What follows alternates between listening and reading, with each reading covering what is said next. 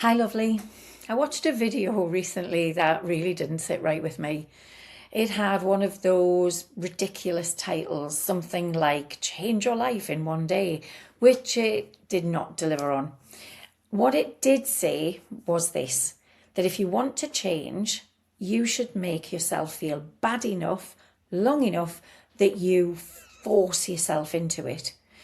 The idea is that you call yourself names, get angry with yourself, push yourself into a kind of mental rock bottom. And honestly, I just sat there thinking, why would you do that? Why would you consciously choose that for yourself?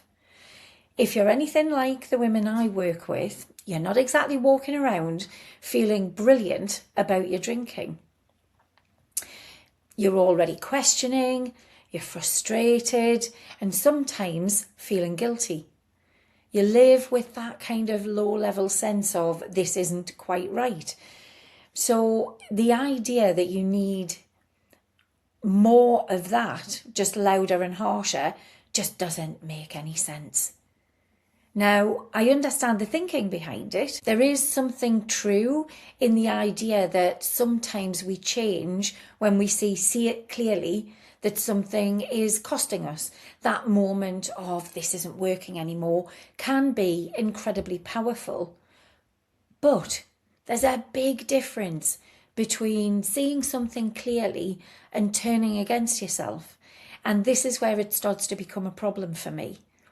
Because when you are talking about something like alcohol, this is not a neutral habit. The more you do it, the more it affects your body. It affects your sleep, your mental health, and your long-term health. So if you take that advice literally, if you think I just need to feel bad enough to stop, what you're actually doing is keeping yourself in the behaviour longer, with more drinking, more damage, and more of the thing that you're trying to move away from. That's not creating change. That just keeps you where you are. And it also feeds the exact cycle most women are already stuck in anyway. You drink, you feel bad about it, you have a go at yourself, you tell yourself you need to do better, and then when you want relief from how that feels, you drink again. So when someone says, just be harder on yourself, it misses the point completely. Because if that worked, wouldn't it have worked by now? There is another way that you can change. Instead of giving yourself a hard time and hoping it will work by asking, what's wrong with me? Ask yourself this question. What's the most loving thing I can do for myself in this situation? It will never be to drink, and it will lead you to a much better understanding of what will actually support you to stop. And this is where real change starts, not from hating yourself enough, but from being kind and patient with yourself. And from there, you can begin to see that alcohol no longer fits in your life. You start to realise that the life you want and drinking don't go together anymore. And from that place, the decision becomes clearer and easier.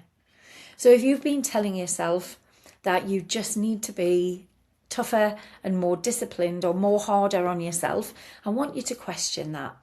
Because turning against yourself might feel powerful in the moment, but it is the very thing that is going to keep you drinking. What actually moves you forward is being on your own side. And maybe the reason you haven't changed yet isn't because you haven't been hard enough on yourself. Maybe it's because you haven't tried a kinder way. You don't need to hit rock bottom, and you definitely don't need to create one. If this is landing with you, I've put together a free guide to help you take that first step in a way that actually feels supportive, not punishing. The link's below in the description box. Letting go of alcohol doesn't have to come from self-hate. And it doesn't have to come from making things worse first.